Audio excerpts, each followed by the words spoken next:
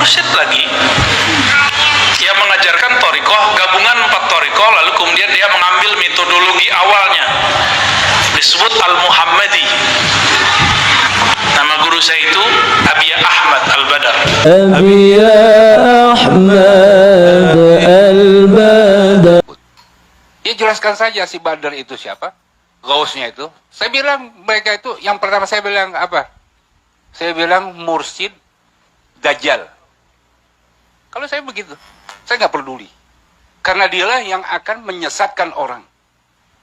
Seukuran Ustadz Razi yang dokter masa di babul ilmi di awal kitab Bukhari mengenai masalah apa namanya babul fitan itu.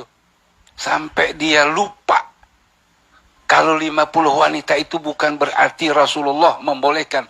Itu kan kita dusta kepada Rasulullah SAW. Man kadzaba alaihi muta'ammidan falyatabawwa maq'adahu minan nar. Relakah itu? Saya dengar narasi Ustadz Asfi. Bahkan dia sudah lebih hafal dengan 50.000 hadis. Itu di babul awal. Jadi jangan kita membuat satu framing yang sesat tersebut menjadi seakan-akan benar. Kesianan orang awam. Ustadz Musa, banyak udah yang keluar. Itu masalah akidah. Saya nggak peduli, saya bilang gitu. Ini hanya saya, saya masih prihatin kepada Ustadz Razi. Makanya saya bilang sama Ustadz Musa waktu datang ke rumah dengan Ustadz Asfi, tolong di skip. Ini akan keluar dari garis agama, akidah. Kalau nggak akidah, saya masa bodo amat. Itu aja. Apakah kita rela nanti banyak orang yang musyrik, banyak orang yang murtad karena sebab Ustadz Razi dan antum orang-orang yang ada di sekelilingnya. Itu yang perhatian saya. Karena berapa tahun Ustadz Razi ngaji sama saya. Saya kalau memang begini, saya tabarrak semua.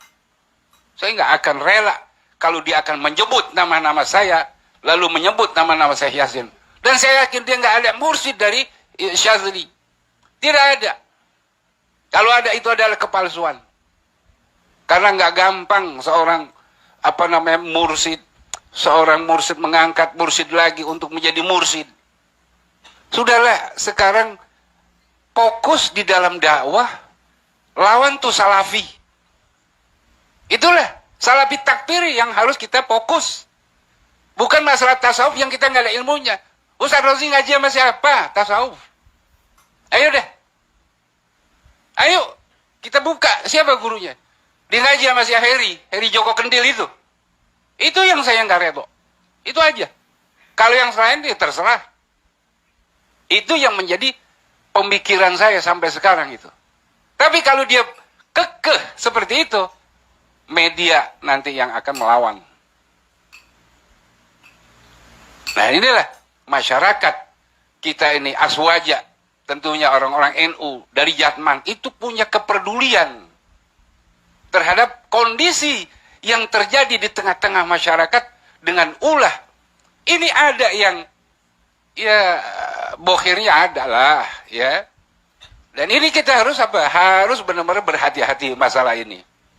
Jadi masalah tasawuf yang dihembuskan itu melalui channel-channel yang di channel KP Rumi itu, saya itu setiap hari saya baca, saya dengerin.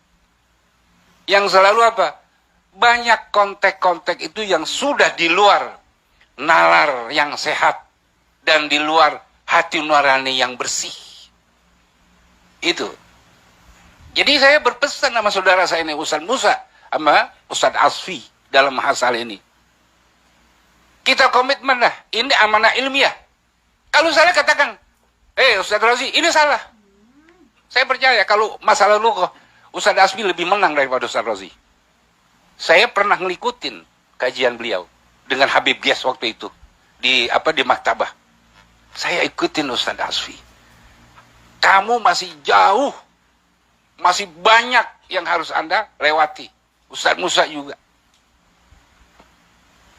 Jadi kalau kita nggak bergeming masih di dalam ruang lingkup yang seperti itu, ya itu bahagian namanya kita pembiaran terhadap kesesatan. Kan disuruh, fadzakir fa inna dzikra Kan mau mukminin lah kalau kita diam. Itu dari hati yang dalam saya ini, cinta kepada antum. Itu aja satu. Saya nggak akan memutuskan kalau masih ada keinginan untuk ya, tadi kembali kepada manhaj ya, ahli sunnah wal jamaah. Baik itu di dalam kita bertauhid, di dalam kita berfikih, di dalam kita bertasawuf, ya marhaba. Kedua, belah tangan saya ini terbuka. Itu saja yang saya perlu sampaikan kepada saudara saya Ustaz Asfi, Ustaz Musa. Ini masih ada waktu untuk kita introspeksi kembali. Mari ya sama-sama untuk menyikapi hal-hal yang sudah di luar nalar sehat dan sudah di luar hati yang bersih.